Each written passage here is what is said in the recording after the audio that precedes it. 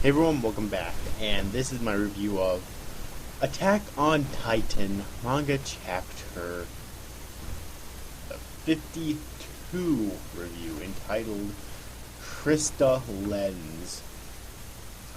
Now, this chapter was very simple, but the abundance of dialogue made it seem longer than it actually was. It basically boiled down to two parts. There was the whole Hanji and Pasture Nick section, and then after that there was the whole Krista section. And really, I think that the whole Krista section is really what Eastbound was trying to do with that the most, because it seems like that got the most plot development in this particular chapter. But I enjoyed both of them. First, I'll talk about the whole Hanji shit. Now, I was actually really surprised because Hanji does not seem like the type of person to really lose her shit. She seems, I mean, she's lost her shit before, but not in this way. She seems like a really crazy, psychotic, dare I say, person. However, she lost her shit for a completely different reason. It was basically because the military police tortured and executed him. Right? And it's because they were trying to question him and he was refusing to talk. What exactly the questions exactly, or at least all the questions exactly they were asking are unknown.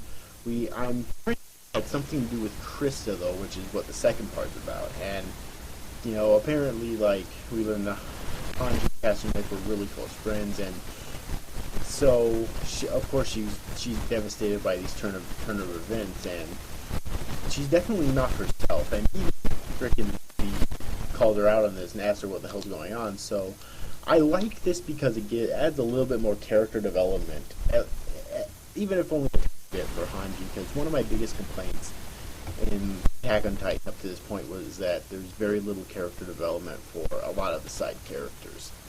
In fact, for most of the characters, period. So that's why I really like the first part there. And then we have the second part with Krista, which is the real what the fuck moment. Alright, let me explain. Alright, we learned that we basically learned why Krista wanted to, or his story, I guess.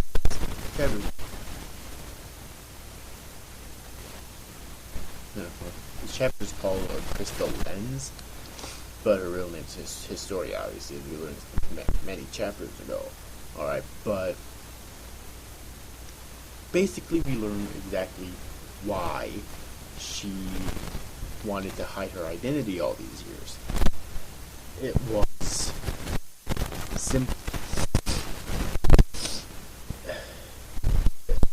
because of her parents. See, her mother, for some reason, constantly shoved her away, and her father, she didn't tell her father for many years of her life, and as soon as her father reunited with them, he killed her mother.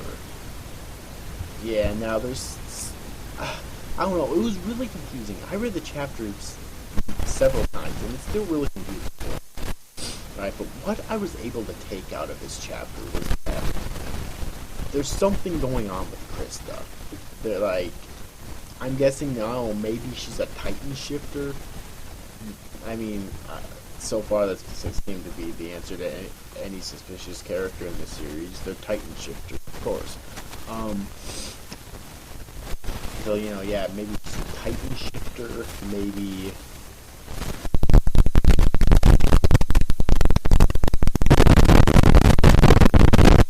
like DNA that has to do with the Titans, but not necessarily make her a shifter. Both, I don't know, like, that end part was really confusing for me, despite the fact that I read the entire chapter several times, but that's pretty much what I was able to take out of it. Alright, now, I do really think that they could have cut down, that they could have get to be able to do this review, because again, I read the chapter several times over, and I don't usually do that, by the way. And each time it took me a while to finish it because of how much fucking dialogue there was. So I wish that he would have cut down on the dialogue in this chapter found some other way to explain shit, but still though, it was, or at least tried to condense the scenes, but still, that's pretty much what I was able to take out of this chapter, and overall it was enjoyable, but definitely a slow paced chapter. Slow. This chapter that's definitely a complaint that I have as well. But anyways, overall, you guys see, thanks for